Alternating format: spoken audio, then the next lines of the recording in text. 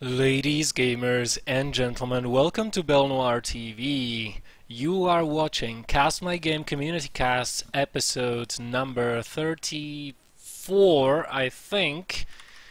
My name is Noir, and as always, I forgot to turn on my light. Give me a second.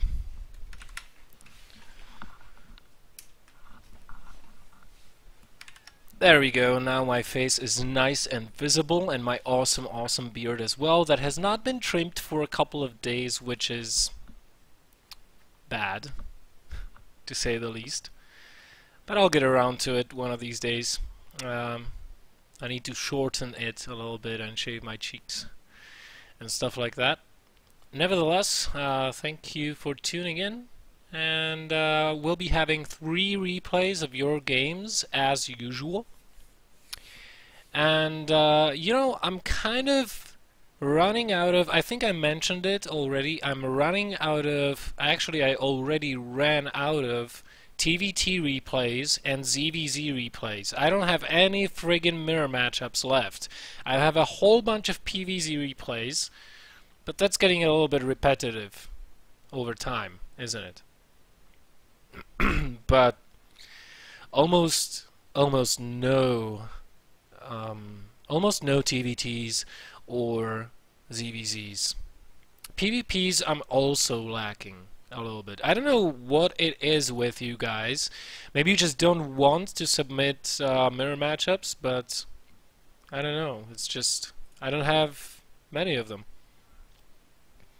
So welcome everybody once again. We are going to go into the first replay. That's going to be JackO versus Gamtoo. And by the looks of it, it's going to be a PvZ on Daybreak. Probably a part of a clan war or something, considering that Daybreak is not really played anymore. Very few tournaments still use this map, and it's not in the ladder map pool. So must have been a part of some competition or other. So let's jump straight into the game, shall we? Alright, here we are, as I enable the sound instead of disabling it. I'm almost like day 9. Fuck it. Anyways, in the bottom left corner here on Daybreak, we have in green colors, it's going to be from CPLAY Esports. CPLAY TT Esports, excuse me. It is the Protoss player JackO, and his opponent is going to be in the top. From Team Gamtoo, it's going to be Armax, the purple Zerg. And I see that although Stefano is retiring, or has retired, obviously, already, still a lot of Zergs are preferring the purple color, which made the Frenchman so famous. JackO going to be going for a gateway expansion probably here, with the majority of his current boost being devoted into his Nexus. Now let's see what the timing of the pool will be here for Armax. It can be that he is going for a hatch first build. I wouldn't put it past him, but you know, that is punishable. Although if you make a quick speed behind going hatchery first, especially versus a gateway expansion, you'll be pretty safe. And it looks like that is exactly what Armax is going to do. He is sending out the scouting drone. He really wants to know if this is a forge expand or a gateway expansion, as this drone is just going to become a hatchery over time, over the course of 100 seconds. Armax not afraid to scout the main base of the Protoss player JackO here, sees the gateway and is going to be feeling very safe right now. Just droning for a little bit, getting that gas for that quick speed, and we'll be following that up with a pool after a couple more drones hatch. Let's see, that pool should be coming down right now. Where is that pool? Show me the pool. There we go. There's the pool. There's the pool! And JackO, in the meantime, gonna be getting his Zealot. Only 1 gas so far. No double gas openings for him. And this drone, you know, it might be a little bit tricky here for JackO. It could go ahead and make a hatchery block if it wanted to. That's a little bit of a tricky play there. And the Zerg player would have to have planned for it in advance in order to have those minerals. Of course, what you do is you plant the hatchery down here, then you cancel it and immediately make a evolution chamber. Once your spawning pool finishes. Of course, he would have to have gone for a pool first in order to do that, and it can be quite troublesome for the Protoss player to deal with it. You know, you have no cannons up, you only have zealots. Actually, a second zealot being built by JackO, so he might be looking for a little bit of pressure here. 4 Zerglings on the way, as well as the speed, and Armax is continuing to mine this gas with 1 drone, so he's looking for a reasonably timed lair here, maybe even optionally a roach warren, but definitely I'm more inclined thinking that it's going to be a lair. Those 2 zealots are going to go across the map unscouted so far. The Mothership Core is with them, so JackO, after scouting that there is no third base with the Mothership Core, he's definitely going to go and apply some pressure here. The Mothership Core going to go back into the base and play it defensively. Roach Warren going down as well as a Forge. This Queen is under attack. This one's odd. Let's see how many drone kills it will get. It has the drones queued up and is going after him. A lot of mining time now denied here by JackO. For the Zerg player, he's running rings around the hatchery. He could have taken those zealots out just with the usage of drones as it is. He will lose a couple of them. In fact, he's losing quite a lot. 3 drones already lost. Those Zerglings are going to be cleaned out with the help of the Photon Overcharge. And with that Mothership home, even with the speed, that's not going to do too much. Nice micro here coming out of Armax. But when all is said and done, 3 drones killed, more Zerglings being forced by JackO, and resources lost tell us that he is a little bit behind there, because the Zealots are indeed quite expensive units, and he lost a pylon and a probe. So Armax, as I said, gonna be getting that lair. Roach Warren just a defensive measure here, not really building that to do something aggressive. And with that wall off, JackO is going to be feeling quite safe. He's got a sentry out as well, just in case any banding bust follow-ups or roach follow-ups will be coming after this. Most importantly though, he is getting that +1 weapons.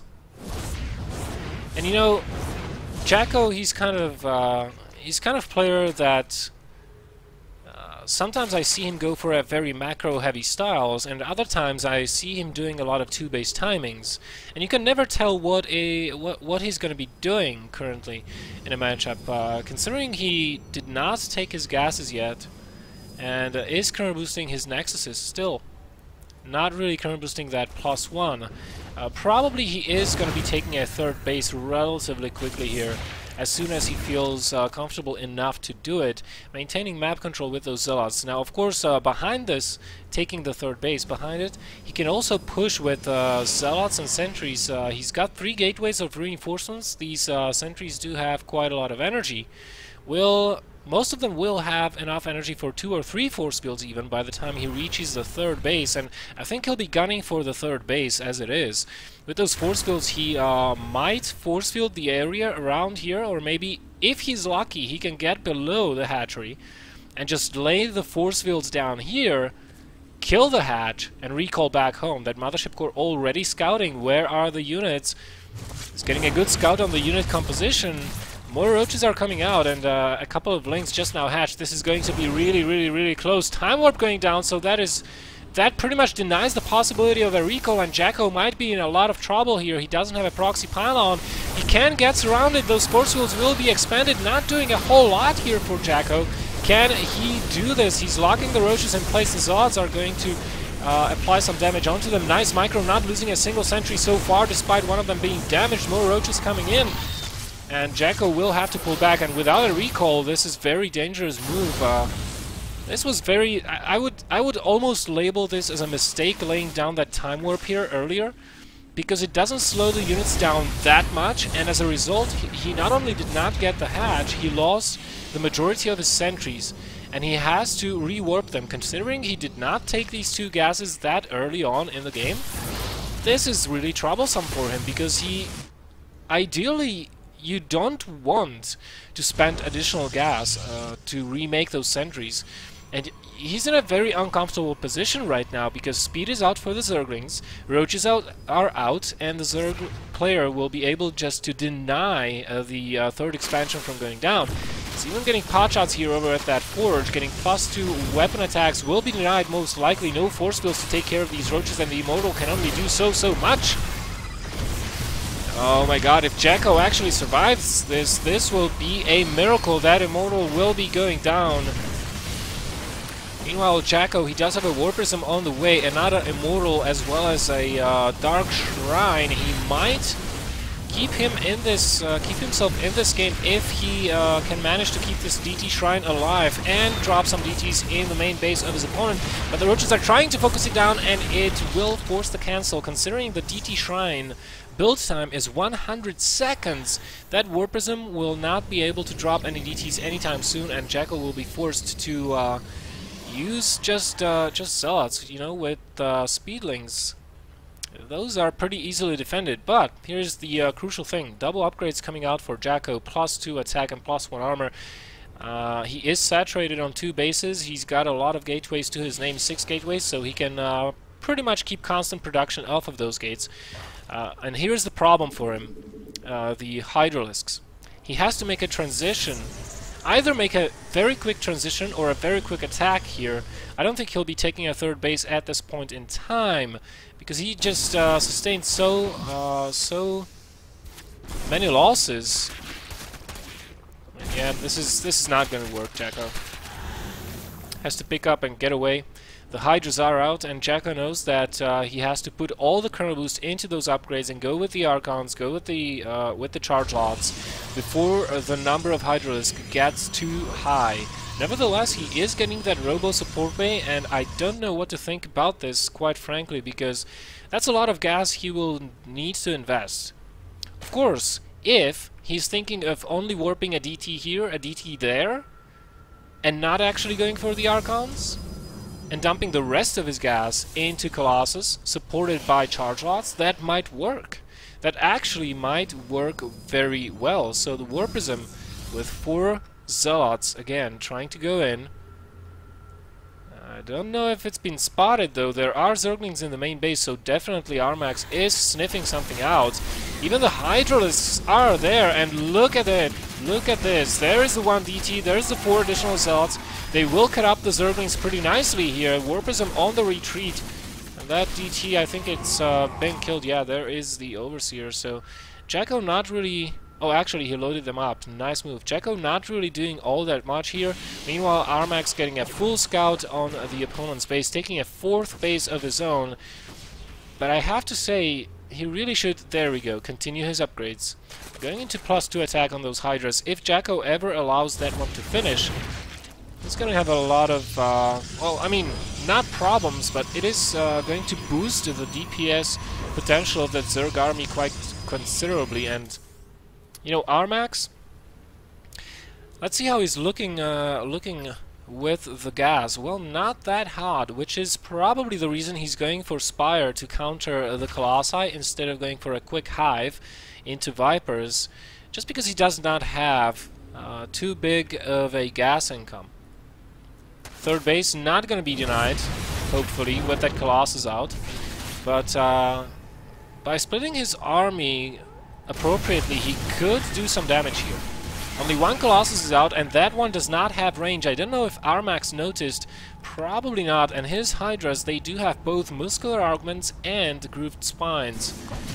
And JackO, well, he's on top with his harassment, getting more and more probe kills as the game goes on. Not really killing too much, but even the threat of that huge Zod DT Warpin is enough for Armax to pull back his units and not attack. JackO actually using 2 Warprisms, not only 1. Let's see, we are at 52 probe mark right now. 17 minutes into the game.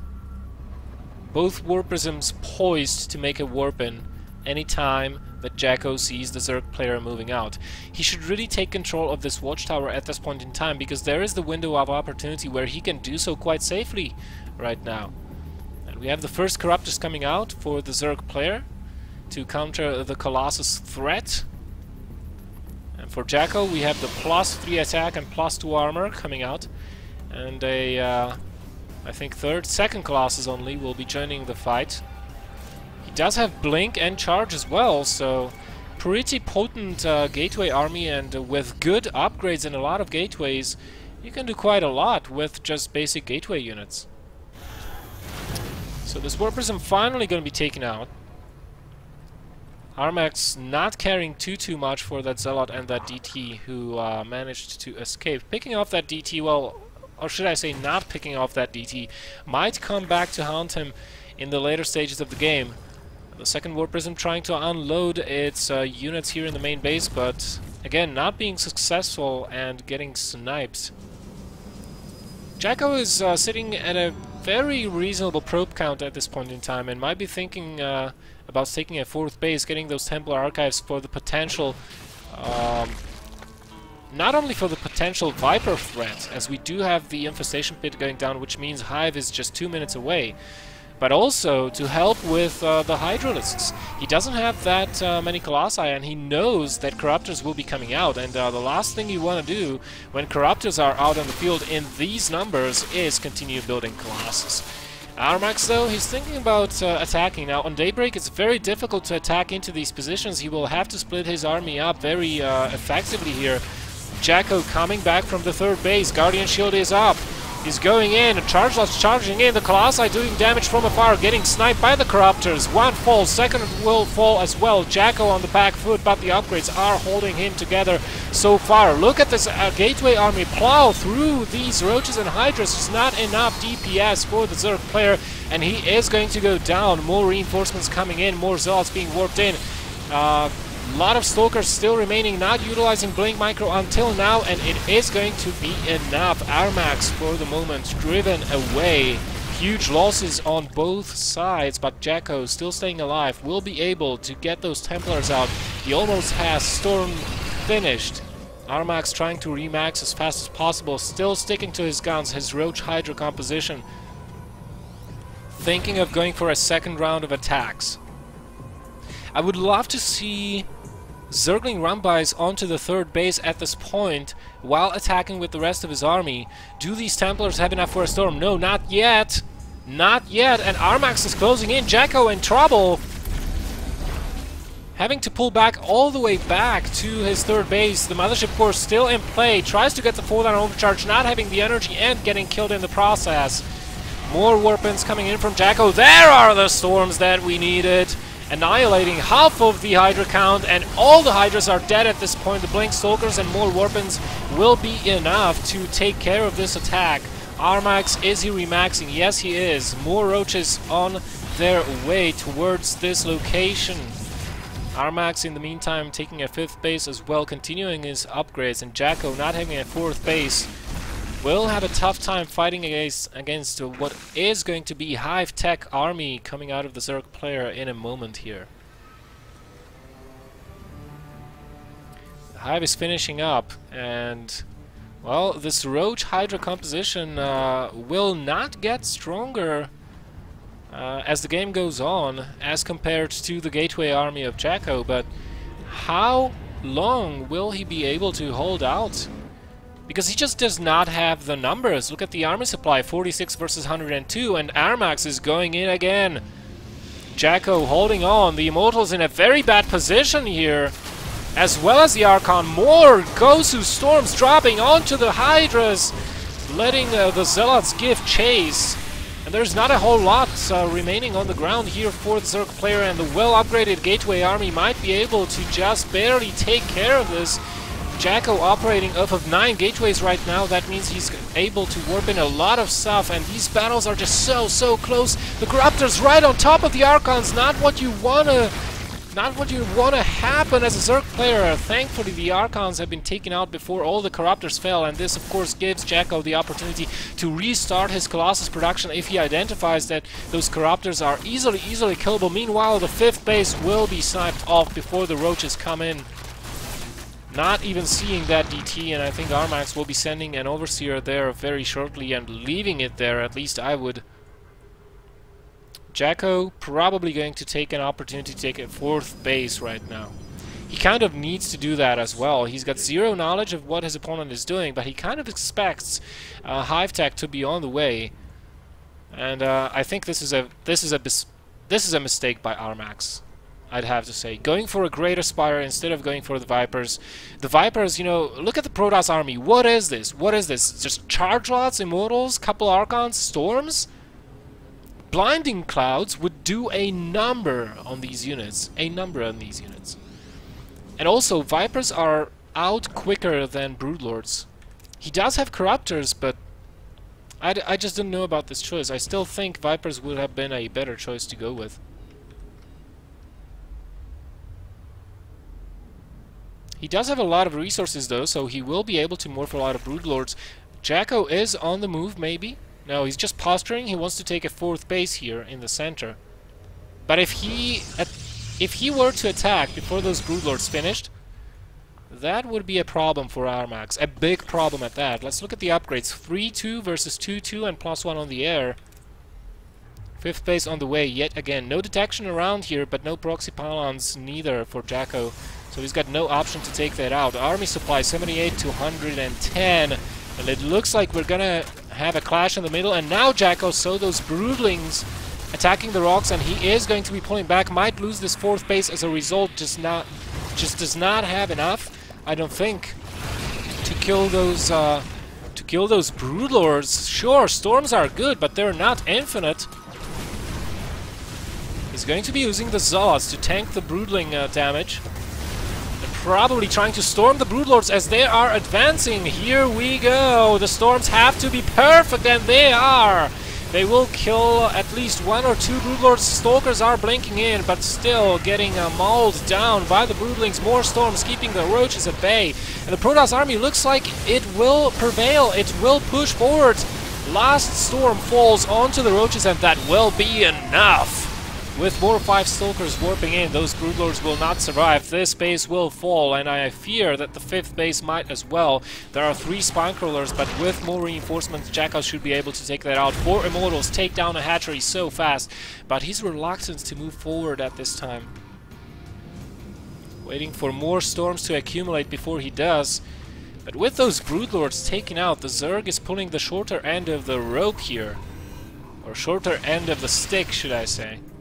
Another DT queued up to try and make its way over to the 5th base in the bottom. More Hydras coming in, but I don't think the Hydras are going to be that effective. And do we have Storm? Yes, we do! Beautiful Storms being laid down, immediately morphing into an Archon. More Warpins will not even be needed as the upgrades are just too much for Armax to deal with. That DT has been taken care of, meanwhile, in the bottom, as JackO is pushing forward to the center of the map. Nice fungals, though. Addition of the Infestors, that's a game changer here. Had those Infestors been in play in the first major fight in the center, it would have looked entirely different. And we have an attempted transition into Swarmos here by Armax, but I don't think it's quick enough. I think it's coming in to the game a little bit too late, and JackO will definitely take out the space. As a result, take the game as well. WTF coming out of Armax, as well as a GG, and he's forced to tap out of the game.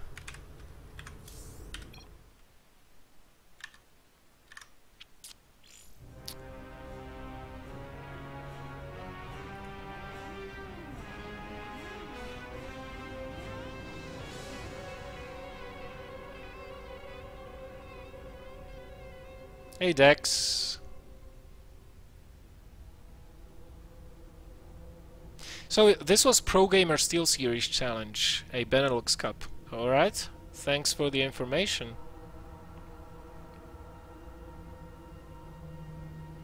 Hello there, Davathor. Long time no see. That is true. Hello, Zero. Glad to have you on the stream. Adiz, welcome to the stream as well. Alright, let's look at the second game we have here. Once again, my name is Bill Noir. You are watching Cast My Game Community Cast, where I cast your submitted games.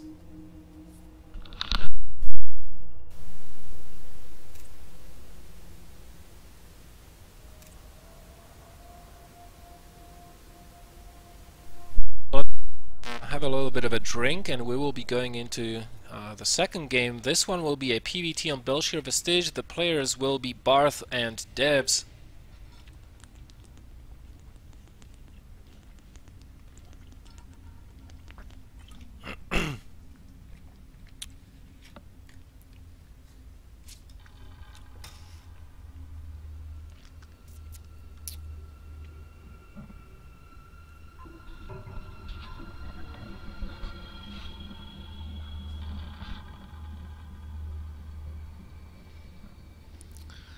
Yeah, Impetus was kicked out of CPLAY, sadly.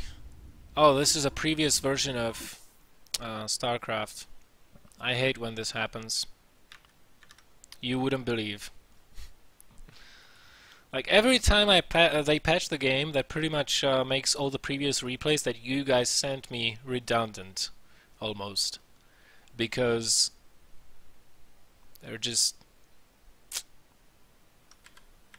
Yeah, and the zoom out feature obviously is not incorporated here yet. So we'll have to do without the zoom out feature. Nevertheless, going into the game, this is Belshir Vestige.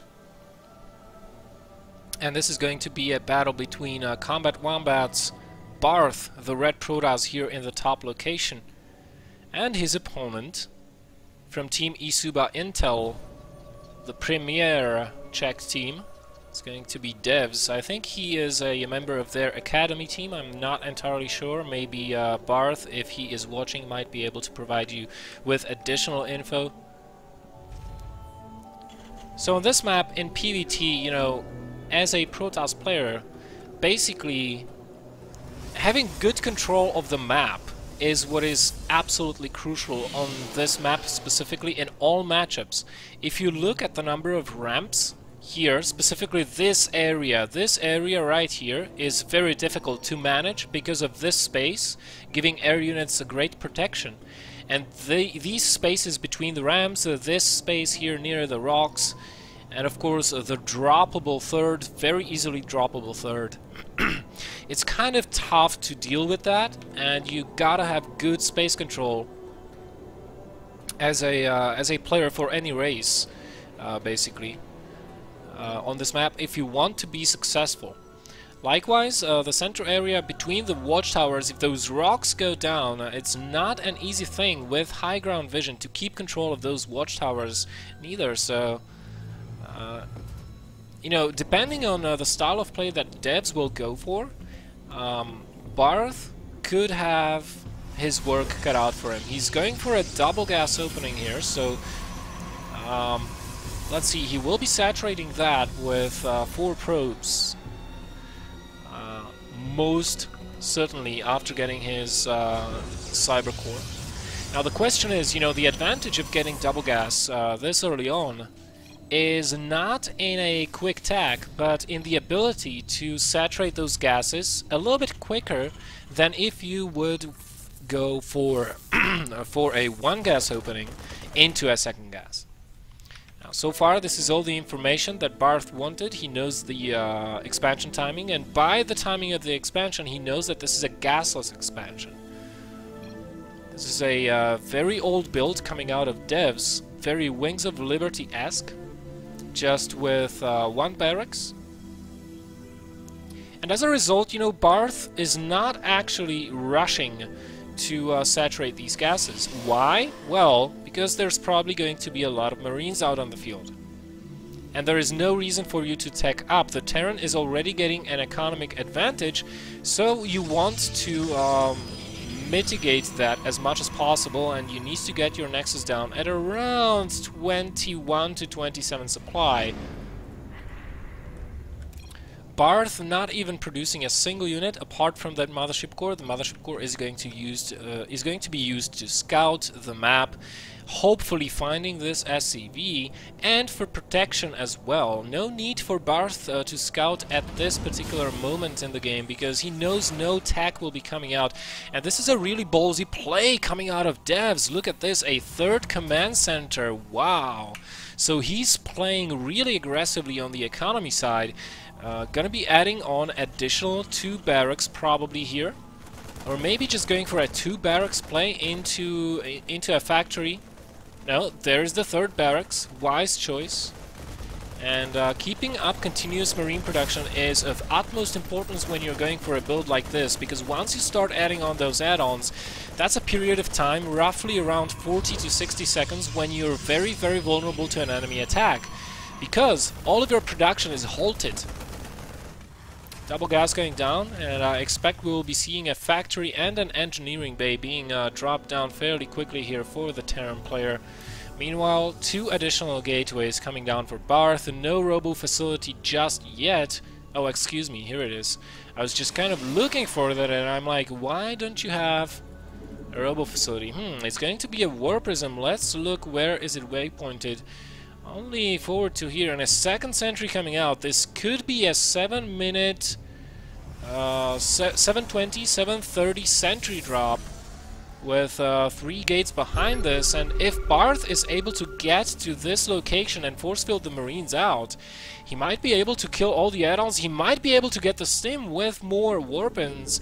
The crucial thing will be, if he decides to go for a play like that, is to keep the force fields up and not get sniped off. 2 additional gateways coming up. They should finish by the time the warpism reaches the ramp of the Terran base. Has devz scouted? Has he scanned? Does he know? Well, he did see. He did lay down a scan. Very wise of him. And he should be prepared. Look at this. Those Marines not below, near the bunker. They are directly on top of that ramp. Factory going down. Engineering bay as well. The warp prism is on its way. 2 additional sentries being warped in. This will give, or should give, bArtH 6 force fields. 6 force fields that he can utilize, but with those Marines on the ramp. Oh, devz. Oh, devz, what are you doing, devz? Devz. No, don't go down the ramp. The force fields go down and the warpins are initiated. Meanwhile, the mothership core is trying to harass the front, but it is going to go down. No, just barely. Just barely not going to go down. Zealot's going straight for the mineral line, not even caring about the add-ons, which, well, in my opinion, I mean, okay, it's too late now. bArtH being a little bit careless there with the warpism, not realizing that the buildings do give high ground vision to the Marines, and everything is going to die here. 12 workers killed though, and that puts bArtH in a tremendous lead. So even if he loses all of these sentries, he's economically ahead. Sure, he will have to replenish them, but the damage has been done. Let's look at the resources lost. It's fairly even, but keep in mind, this does not tell the whole story. Although the resources lost are fairly similar, look at the supply differential in harvesters, 46 to 30, and even with mules, the Terran player is just barely able to keep up with bArtH. Now, thankfully, he does have 3 command centers, so instead of just double muling his minerals, he is triple muling them.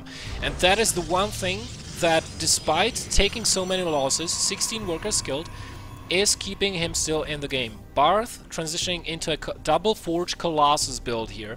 Gonna be dumping most of his Chrono Boost into Colossus production and his upgrades. And will be gradually saturating his 3rd base. Now, he doesn't have much in terms of map control so far, and he should be taking care of that fairly quickly, because medevacs will start to come out. Stim is completed, +1 is very nearly done, as well as combat shields, and devs will start dropping like crazy. You know, anytime you take damage as a player, you cannot just allow your opponents to do free damage to you. The worst thing you can do is just, oh, well, you killed 16 of my workers, well, never mind, I'm gonna just hang back and take another expansion. No, this is not what you do.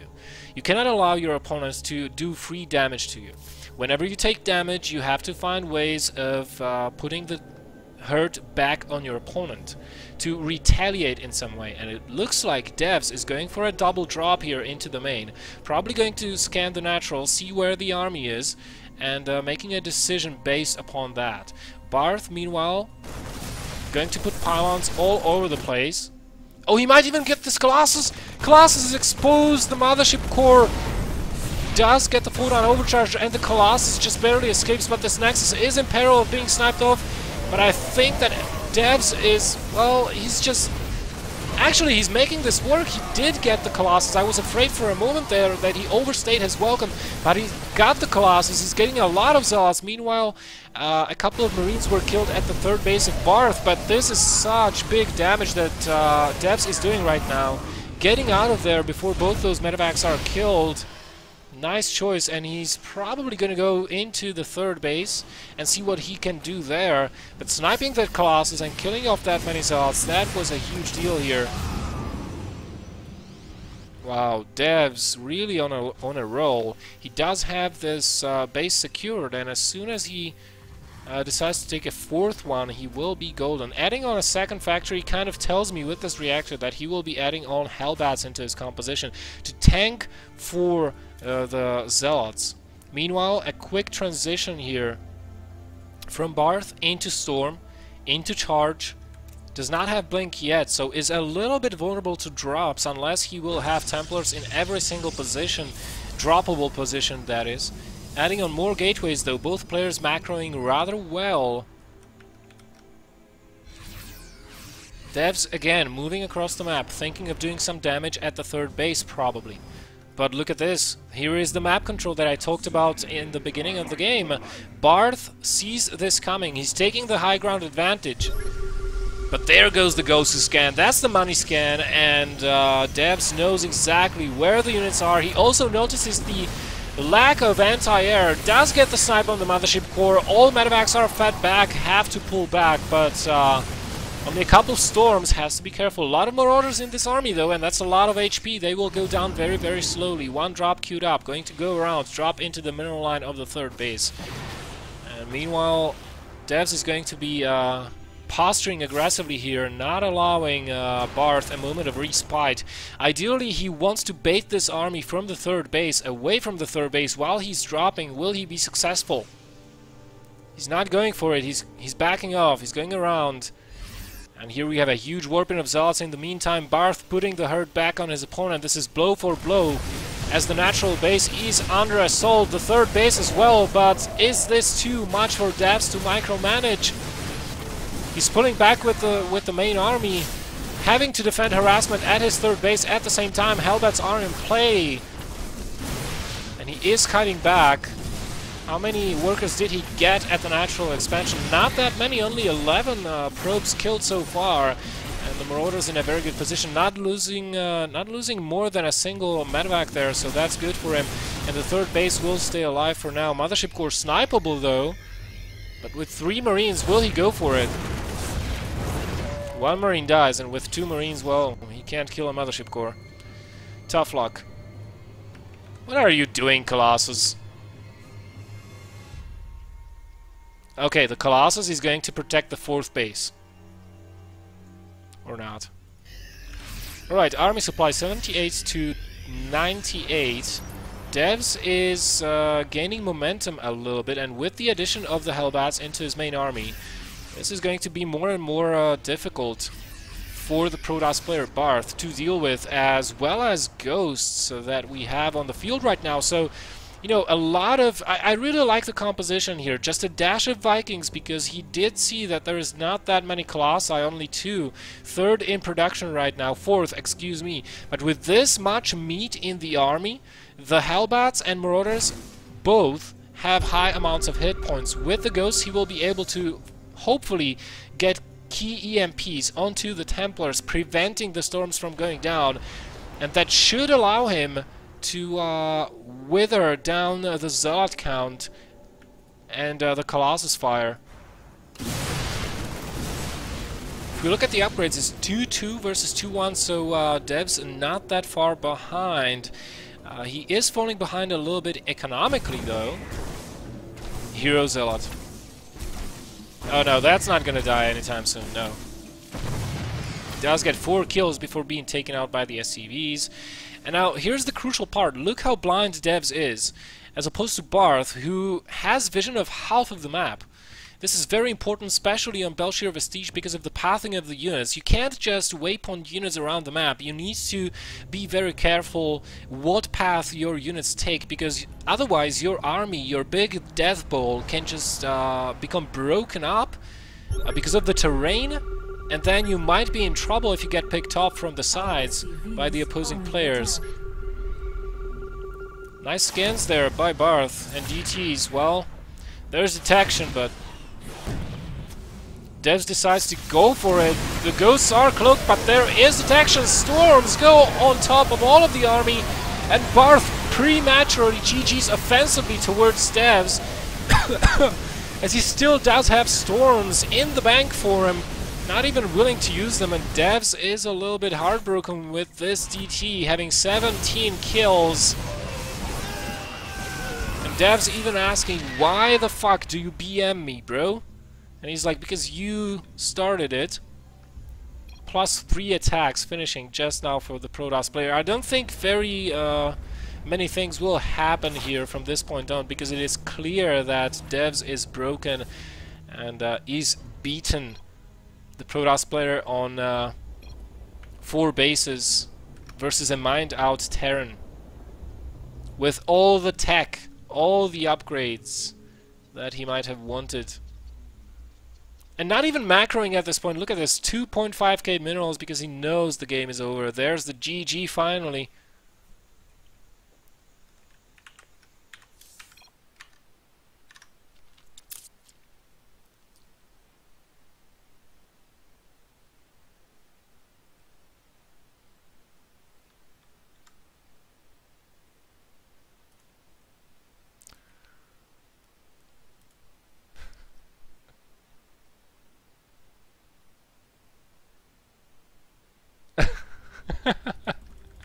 I'm just reading through the chat, you guys are hilarious.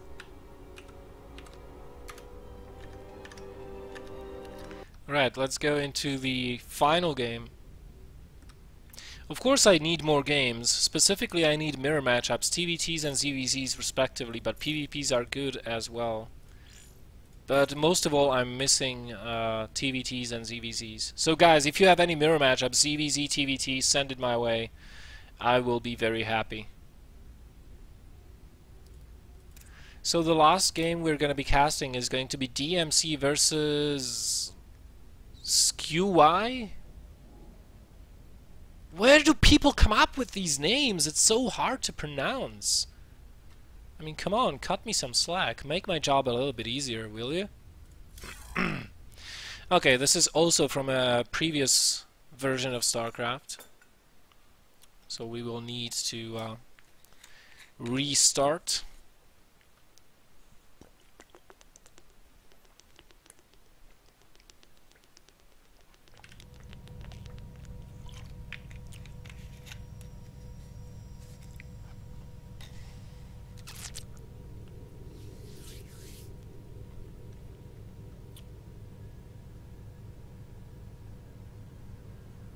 What do you mean you completely read my casting?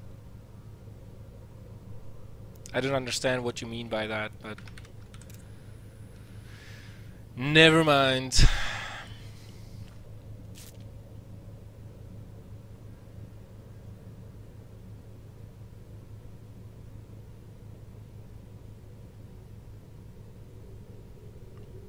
For you YouTube viewers, if you're wondering why I am putting on a troll face and being so quiet, it is because Davithor just posted something in chat that I'm not very happy about. He says he's going to change his name to, and I'm going to spell it out for you, TKHSPRTE, just to fuck with me. Really?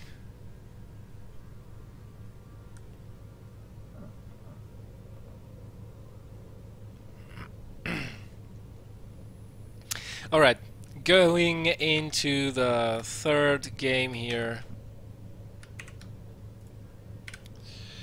The map is going to be Star Station, which is of course forced cross the matchup ZVT.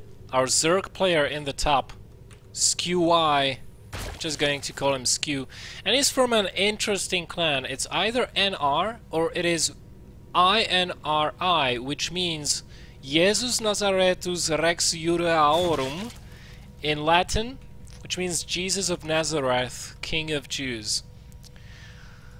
Wow, the trolls we get on ladder, right guys?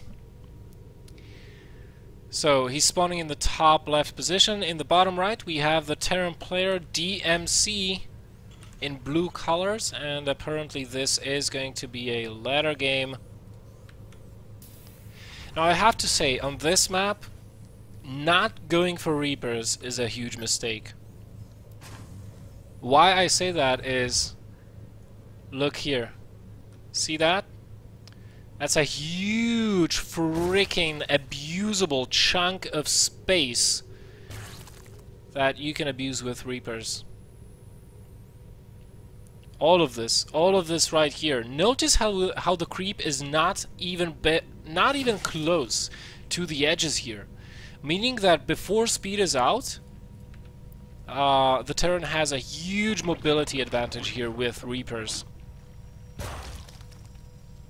But it looks like DMC is going to be going for a command center first, and if we look at what the Zerg is doing, gas first, pool straight afterwards, delaying the expansion.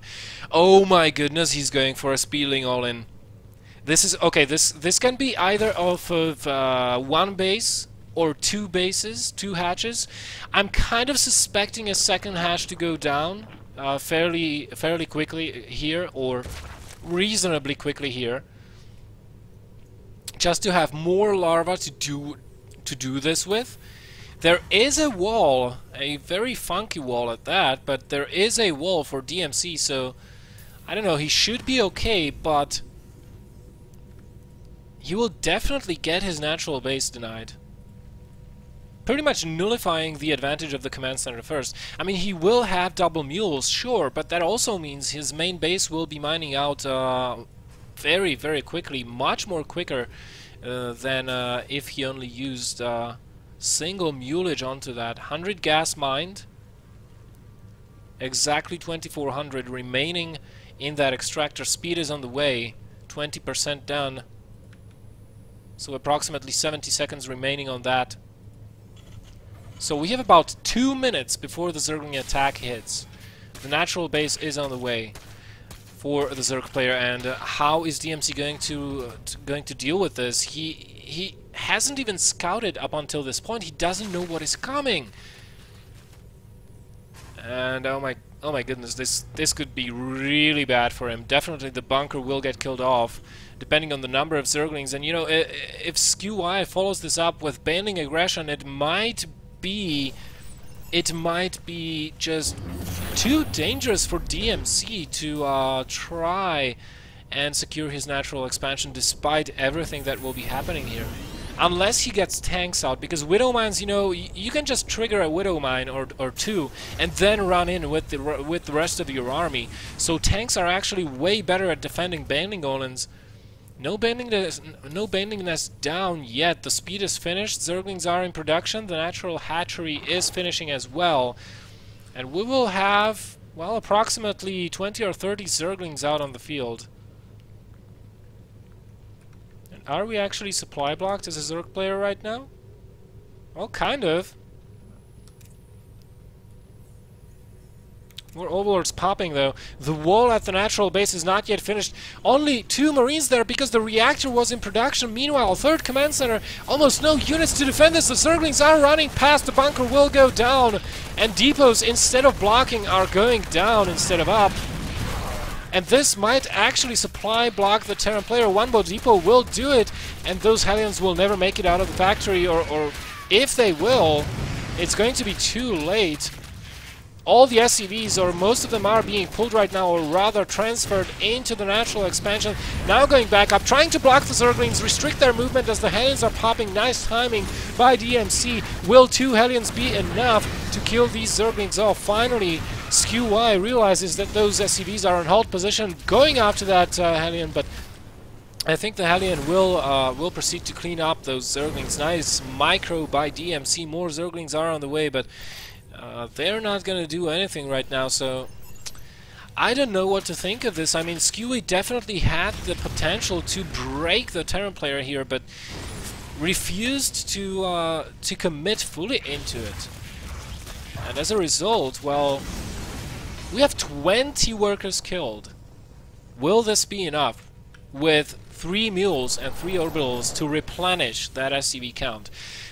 We are going to start taking some benchmark, guys. Look at this. 11 SCVs. 9 SCVs at 750 mark will return in 2 minutes time. At 10 minutes, we'll see how many SCVs there will be. Roach Warren going down as a follow-up to this, and more gas is being taken. 4 gases actually, so, and a third base as well. I'd be very happy if I saw a lair being queued up right now, which would mean a quick Mutalisk transition. That would be very beneficial for the Zerg player here, because there is not going to be that many Marines out. 3 command centers, a barracks and a factory. Well, missile turrets are going to be just barely up, maybe barracks, but the Marine count is going to be really, really low for the Terran player for a long, long time here. So far, though, ScueWy has to play this defensively, and the lair is going up, is being queued up. ScueWy playing this really intelligently, I have to say. Will he get that queen, though? Yep. And he's going for the surround. Will he get it? Oh my goodness, he missed by 1 second. But a lot of these Hellions are going down. 1, 2, 3, 4. More coming in, though, and the Zerglings will have to pull back again, which means this third base is completely useless for the time being. Stim is about halfway done. And let's see how many SCVs we have. So it was 9 SCVs at roughly 8 minutes. It is 32 now. That's a pretty good SCV production. He basically produced 20 supply of SCVs in 2 minutes. I think he missed a couple, but still, not the worst of positions. If we look at the income, it's 1,500 minerals per minute for the Terran player, thanks to those triple mules. Now, as a result, he cannot afford to scan. So he is only relying on scouting with these Hellions. He has to make good reads. I don't know if he saw the roaches. I think he did. And meanwhile, for the Zerg player, we have Spore Crawlers going up, because he wants to be safe versus drops. And where is the Spire? Is he not going for the Spire? No, Glider Reconstitution being queued up and more roaches in production. I think he's going for a Roach Baneling all in. Well, is this a smart choice for the Zerg player, considering the circumstances? I don't think so. Probably a Hydrogen will be added on later on as well, but look at the number of barracks that are being built in the Terran base right now. Third base fully up and operational, and it looks like we are going to have a speed roach baneling bust. Will this be effective enough, though? There are 4 Widow Mines here, and we'll have a considerable amount of Marines starting to be churned out of those barracks in a moment here, as those reactors finish up. No medevacs, though. That is going to make those Marines rather vulnerable, I'd say. I mean, versus Banelings and Roaches, you can afford to stim 1 time if you want to stay completely safe. If you stim 2 times, those Marines are pretty much dead already. The starport is finishing up, but we'll be able to begin medevac production straight away with that reactor attached. +1 not finished yet for the Zerg player. A little bit ill-timed, but he's going for the centrifugal hooks. +1, +1, carapace and missile attacks. All of this, though, is giving the Terran player time to set up his defenses. Oh, and now the horn's been blown, and now he knows, as the roaches are starting to pounce on those SCVs, third base being denied. Is this enough banelings to bust the front, though? The Widowmans are not burrowed.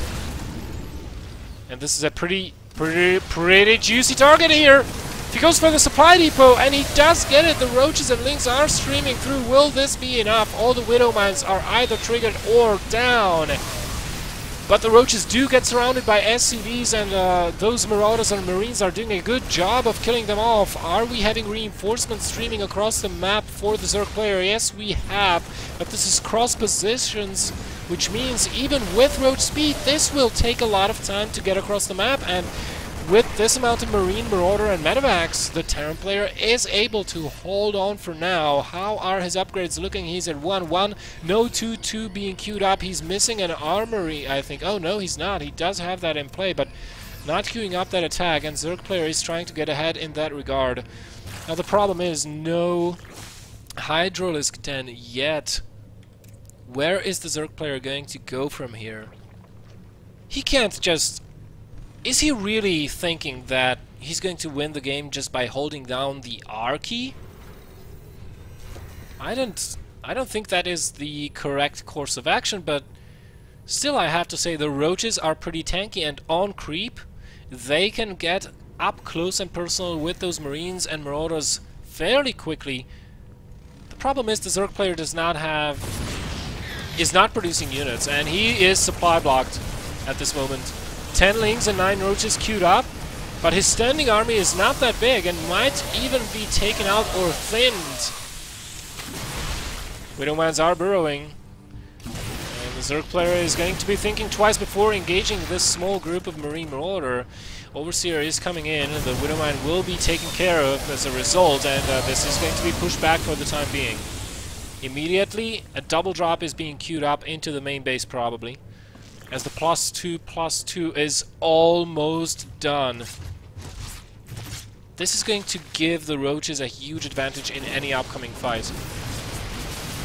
And you know the weird thing about this, the Terran player is not adapting. He sees a whole bunch of roaches and he's continuing to build predominantly Marines, which is a weird choice in my opinion. How many Marauders at a time is he making? Only one Marauder at a time. Oh, that's interesting, to be sure. And I think the Zerg player might have a timing here with the 2-2 finishing. He might go in here again and try to deny the third base once more.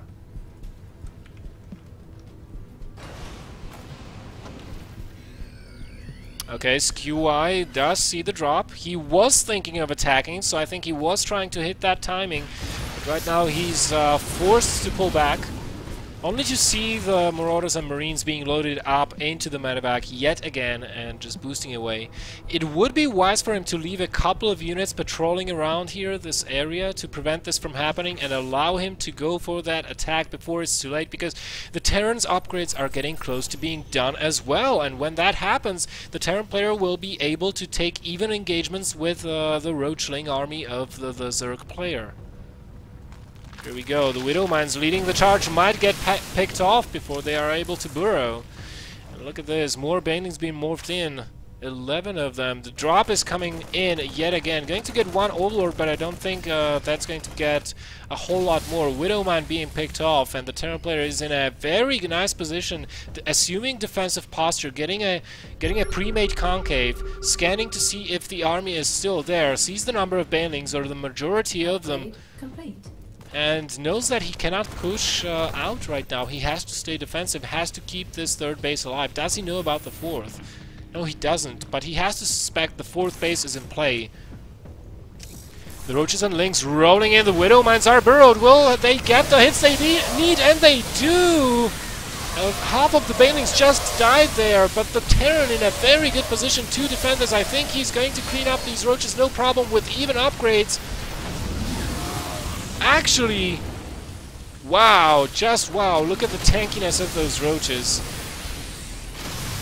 This is where the disproportion in the composition of the Terran player does come into play. Not having enough Marauders to deal with the 68 lings on the Remax from the Zerg player. This will be problematic as long as he can keep these roaches alive and not overextend. Wait for those lings to join up with that force. This is going to be a hard push to defend for DMC. He's trying to drop these two bases, abusing the ledge. In the meantime, Infestation Pit going down for the Zerg player, and he is retreating. He's or just, well, if not retreating, he is not attacking, which is a little bit weird. Maybe he's just waiting for those lings to come in. Will we see more lings being morphed in? 3-3 queued up by the Terran player. Infestation Pit and Hive ages away from being done, so 3-3 is miles away for the Zerg player. This might open up a window of opportunity for the Terran. And look at the number of medevacs. If he splits correctly, he will be able to out-heal all the damage that these roaches will be outputting towards him. And all it takes for him to get momentum in this game actually is to beat this attack, which he knows is coming, and take a 4th base. Needs to have good splits though. The Banelings caught in the back, the Widow Mines going off onto them. Again, probably saving the Terran player his life. With those Widow Mines not going off onto those Banelings, he surely would have been completely dead right now. But as it is there just too many roaches? Is this base going to go down? Is the Zerg player going to prevail regardless and just push and power through using sheer numbers?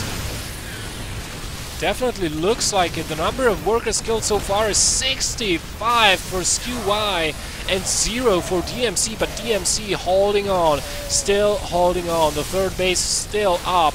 Not mining, but still up. But look at the reinforcements. Will this be enough to finally put the last nail into the coffin? Very small army here for the Terran player. He is macroing well though, replenishing his army supply as it is falling. Infestation Pit was sniped at the 3rd... Oh, it was... Wow, what? Okay guys, we have double Infestation Pits. And no Hive being queued up yet. This might be a great mistake for ScueWy here. But still, I mean, most of the army supply for the Terran player is in the medevacs, or at least half of it. 12 medevacs in the air and only 16 Marines and 2 Marauders on the ground. And still producing predominantly Marines. I think if DMC were to switch into Marauders very quickly here, he would take very decisive and convincingly decisive fights and convincingly winning them. I wonder why he is not doing that. Finally, we have the Hive on the way, drilling claws for the Widow Mines, and probably we will see an Ultra Cavern being put down when that Hive finishes. Oh, the Banelings, the Banelings, the Banelings, the Banelings, the Banelings blowing up on the Widow Mines yet again. But again, it doesn't matter seemingly, as those roaches are still staying. But this time around, the Terran player does have 3-3 upgrades, and he is going to push this back finally, and decisively at that. This is the difference the upgrades make in the game, and right now he can push this back. He can push back all of the roaches, all of the Overseers, take his 4th base, and continue pushing, hopefully. More reinforcements coming across the map from the Zerg player. Hydra then going down. Should have been down ages ago, in my opinion, but yeah, whatever. And well, we are getting into a phase in the game where the Zerg player will start to be a little bit more vulnerable, as the upgrade advantage is going to start kicking for the Terran player. The Zerg player will start struggling a little bit, or at least that is what I expect will happen. Does have four bases though, and I think just missed that medevac a little bit. So he's not gonna see the drop coming. And do we have mass contaminate being used here? Oh my god! All those barracks, really? Do it! Do it! I want to see a mass contaminate. Do it! God damn it! Why are you not contaminating the buildings? Why the hell Oh well, I guess we will not see it this game. Meanwhile, the drop has been unloaded and is attacking into fourth base, denied by ScueWy. He's getting the Ultralisk Cavern down as well. 13 roaches. He's just still producing roaches all game long. I don't know if he mistaken this matchup for a ZVP, but yeah, roaches are on the menu all day long.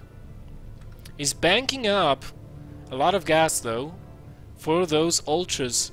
He needs minerals as well, and he will need infestors with that army to complement that composition. 5 ultras immediately queued up. Where are the infestors? You have the larva, you have the gas. Why are you not doing it? You need infestors versus this. Widow mines are burrowing in the perfect position to accept those banelings. And they do go off, not getting the banelings this time, and as a result a lot of the Marines do go down, but 3-3 upgrades versus just 2-2. This is just a demolishing force on the Terran side of things. Roach is having to pull back, a lot of drones will go down, as well as the fourth base. Luckily the Zerg player has another one here. He could reroute those drones onto there. Huh, I never saw if that Contaminate actually went off. I think it didn't.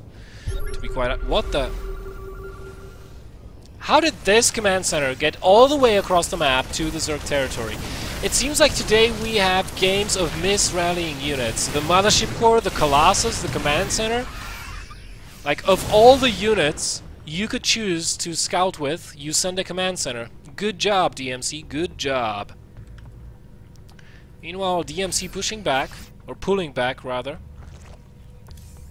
And it seems to me that ScueWy is at a little bit of a loss. Adding everything into his army apart from infestors. It's going to be Vipers now. He still does have a lot of gas. Not really making use of all of those larvae he's got banked up. 30 larvae, that means he's got pretty good injects. And he's not using all of them. This could have been so many infestors, and they would have helped so much versus this army.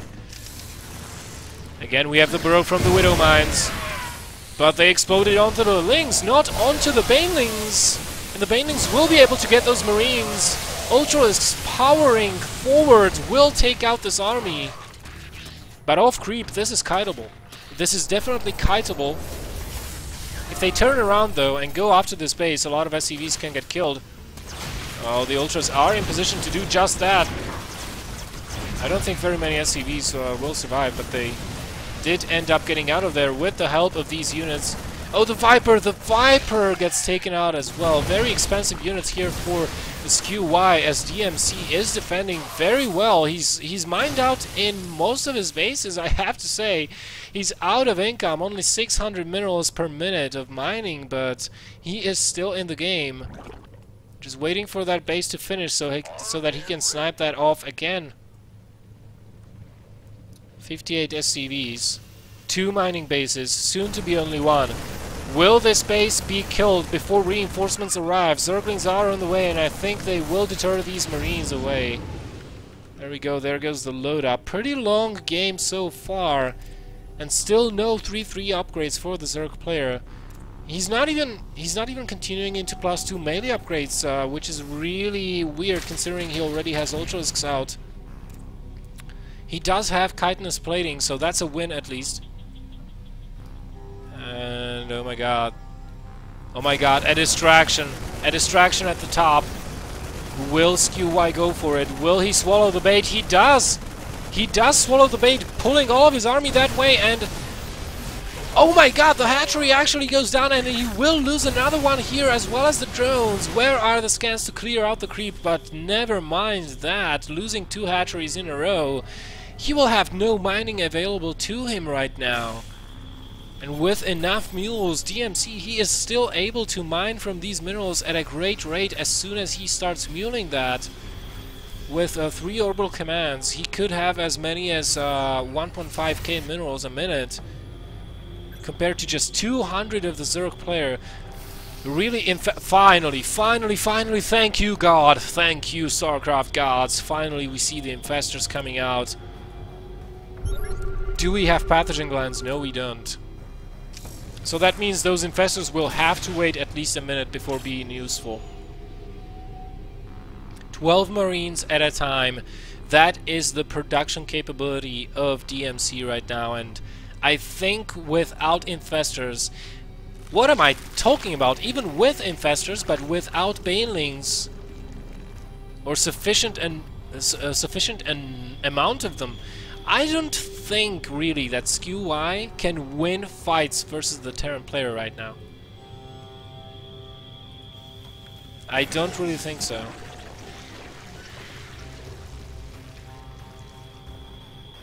And DMC, what is he waiting for? Is he going to go on to the offensive fairly quickly? Finally, we also have the upgrades coming down for the Zerg player.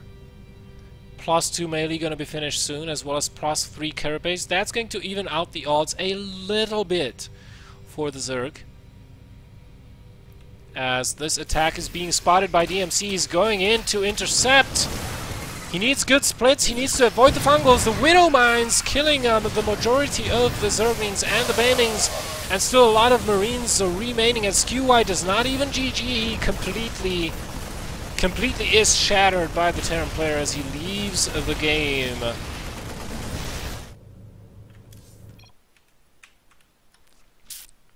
Just a very bad composition in the late game, I have to say. Just a bad composition. Because so much damage being done with those roaches in the early and the mid game, why not capitalize on it? I mean, oh man, he could have won the game ages ago. That's all I'm gonna say about that. So DMC getting a little bit lucky in that regard.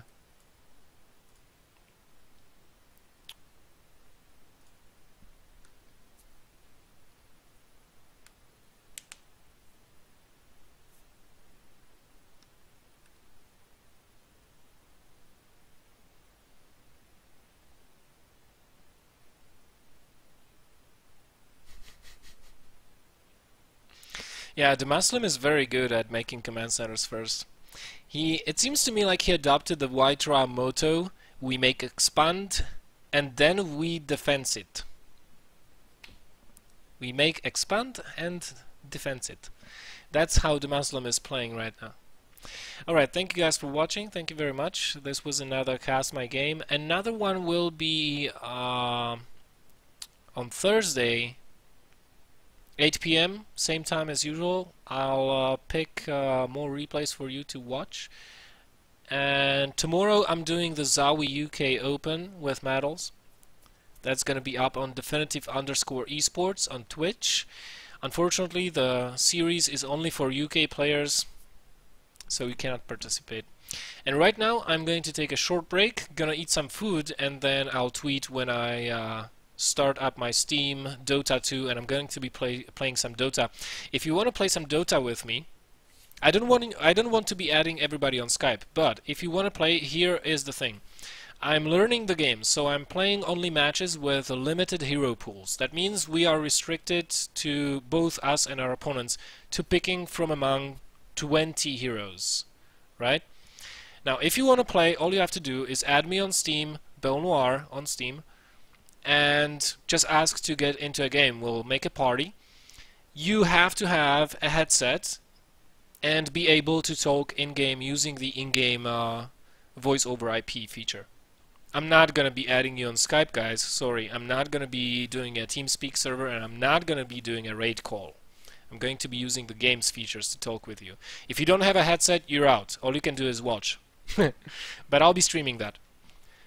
So, see you guys in, let's say, half an hour? Something like that.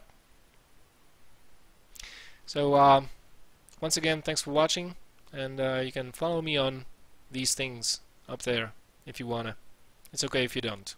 But it's cool if you do. See you next time, and remember to storm first and ask questions later.